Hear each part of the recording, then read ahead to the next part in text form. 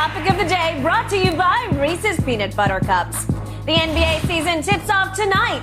Warriors hosting the Lakers less than 2 weeks after this Draymond Green altercation with Jordan Poole. Draymond took time away from the team, of course. He was fined, and he did apologize for the punch. Poole, for his part, handled it with class. He downplayed the incident with reporters. Shannon, peel back the curtain here. You think the Warriors are going to be able to overcome this incident and return to the finals? I do, and I don't think, Skip, if they don't get there, I don't think it will be because of this punch. I believe they have the strong makeup in the locker room to get past it. I think everybody realized this is the last year this team is going to be as we know it, the original big three with Draymond, Clay, and Steph. I think everybody realized that this is the last year of that in existence. Draymond is going to move on.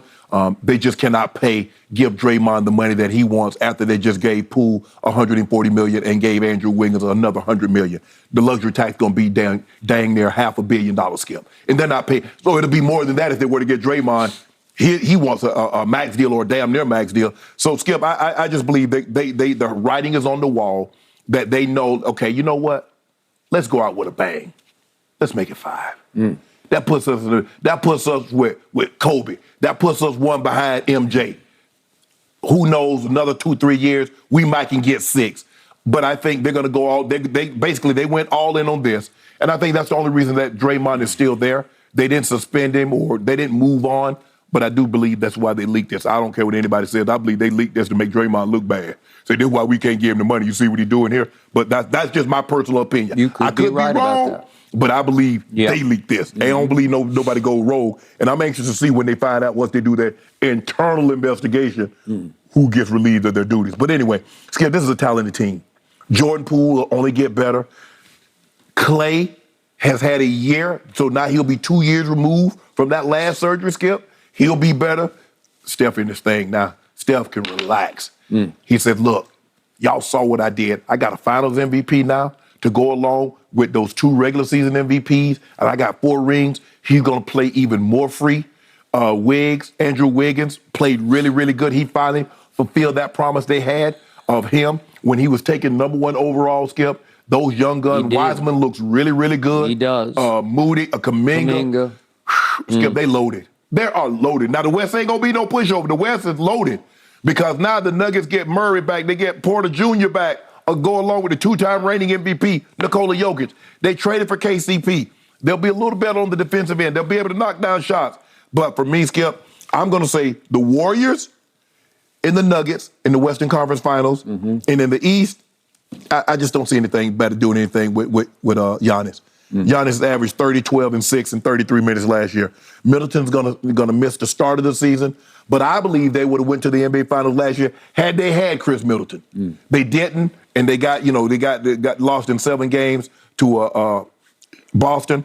So I'm gonna take the Celtics and Boston in the Eastern Conference Finals, the Nuggets and the Warriors in the Western Conference Finals, and I'm gonna take the Bucks over the Warriors in the NBA Finals. Because I don't believe anybody can stop Giannis. I don't believe Draymond, Loon, Wiseman, they can't do anything with him.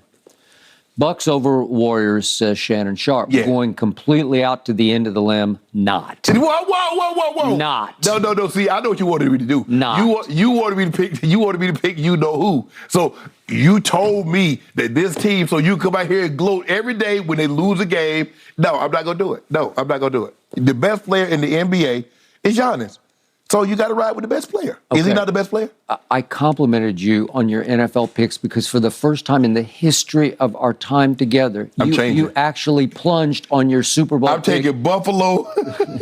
Taking Buffalo. You've already versus abandoned the LA Eagles. Chargers, right? Yep. Okay. And both LAs. You had Chargers-Rams in the Super Bowl, so you're done on those. Yeah, I got Buffalo and the Eagles. Buffalo and the Eagles, says Shannon Sharp. Okay, so now you go chalk. That ain't no chalk. Although Fox Bet has the Celtics still favored, and I cannot fathom it. I don't get it because they are going to miss their fearless leader because he is a fearless leader. That has to undercut the cornerstone sort of fabric of that team. I almost picked the Celtics until I realized Gallinari was not going to play because he tore his knee up. Yeah. But if he'd still been there, Skip, I would have taken him. I would have taken the Celtics. They're just going to miss Ime. He just was such a huge factor in their defensive turnaround. And I just don't know if the young coach can flip that same switch again. But Brogdon's going to be so much better at the point, it though, helps. Skip. I got it. And I wrestled with it also. I cannot argue with your picks because it's hard to argue against Bucks and Warriors because not only are the Bucks loaded top to bottom, they bore me to watch them. I'm sorry, I don't enjoy watching them, but they are flat out loaded and they're the same. They have continuity. Yep. And Giannis has obviously entered his prime not only as a basketball player, but as a leader of that franchise. Yep. He became face of franchise and he is living up to that. So I honor that. I respect it. I've been up and down on the coach, but he hangs in and he impresses me because he is a chip off the Popovich block. And so I can't condemn either of your picks because, to your point, the Warriors are loaded. But I'm going to remind you, just a few days ago, I don't know, last week, you thought that the punch thrown by Draymond Green would ultimately undermine this basketball team, that somehow it will cut away the cornerstone, sort of the fabric of this team. I believe he's become a little more trouble than he's worth. His stats declined, his shooting stats, his three-point and free throw shooting, not that they depend on either, but they became liabilities last year.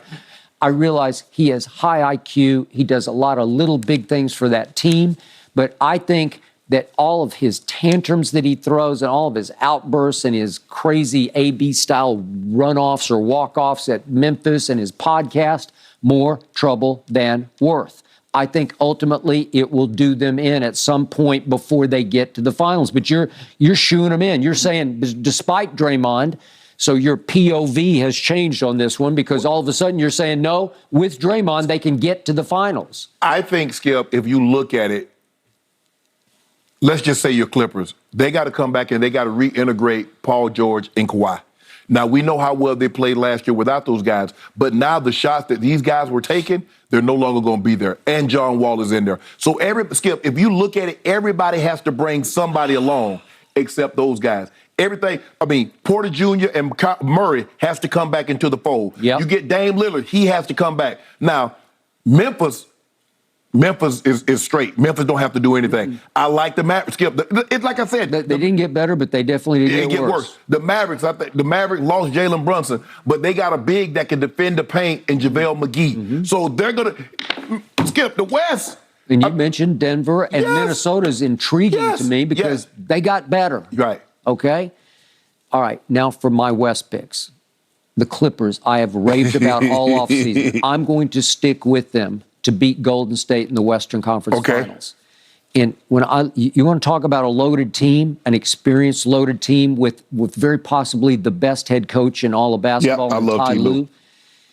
Obviously, it's all about Kawhi's knee, and I hear from the inside out that it's not great. But he looked great when I watched him in the preseason. He looks so strong and powerful. He looked huge. Huge. But he played huge in the little bits and pieces of preseason that I watched.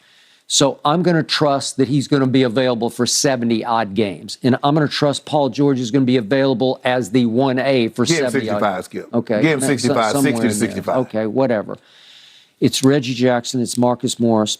John Wall is in the mix. John Wall's going to come off the bench, I guess. But Norman Powell and Covington and Kennard and Batum is still there. That's my second team with T-Man, Terrence Mann. I think they're going to be better defensively because you can go Covington. Not Covington can take the best opposing offensive player if he's a 4 or lower, and Kawhi and Paul George can save their energy for scoring. Okay. Where now you can take Covington and say, hey, you deal with Doncic. Yes. And so now Kawhi and PG don't have to burn themselves out dealing with him, but they can be able to give it to you on the other end, on the offensive end. Okay. So I can't be upset at your pick. Okay. Then in the East, this is fascinating to me. Would you believe the Lakers on Fox Bet are favored slightly above Philadelphia and Miami? The Lakers are 13-1, which is the 7th best pick overall. Right. And Philadelphia and Miami are tied at the 14th best pick. 14th to 1. Right. It's the 8th pick. So my point is, the harder I look at Philly, the more I like them because Joel Embiid has entered his prime also. Yeah. He's a flat-out monster. Can he stay healthy? Tyrese has come from nowhere to star. He's been all of a sudden, I think he might be a little more valuable than James is, and James looks the part now. He looks a lot better. Tyrese Maxey has gotten better and better every year, and he's picked up in the preseason and looked better than he did at last season. And they added P.J. Tucker, who I love. I want him in my foxhole. I want him to lock down somebody every night and care only about the defensive end. And Tobias Harris is always like a semi-star. Man, Tobias Harris, man. Okay, but can he not play? And then all of a sudden you got DeAnthony Melton, and you got Thibault, and you got Niang, and you got Shake coming off the bench, and you got Daniel House, and you got Korkmaz. That's a loaded. There are a bunch of loaded basketball teams. But with Doc, I still believe in Doc. I'm going to pick them to beat the Nets in the final to get to the final. I want you to just appease me with this. Who gonna knock Milwaukee out? One of those two teams along the trail are going to have to knock them out. And by the way, I think everybody's sleeping on the Nets, and I know Steve Nash has been raving about Kyrie's new commitment, that he served as the midwife for his son's birth just, last week? Now he's got I think he's up to 3 kids now, and that he's acting like a father figure, and he's recommitted, that he owes this team. And I'm starting to buy and believe, because you want to talk about shooters. I don't know if this team has that enforcer presence in the middle with Claxton, because that's the only thing. But when you go KD, Kyrie, and Ben Simmons, who I love on the defensive end, and Joe Harris is still out, and Seth's still out, but Patty Mills, and you just keep going down, and TJ Warren, and I think he's Cam still out. Thomas, and Royce O'Neal playing defense. Listen, that's a dangerous basketball team. If Kyrie is recommitted and you get him for the whole run, I think people are sleeping on the Nets.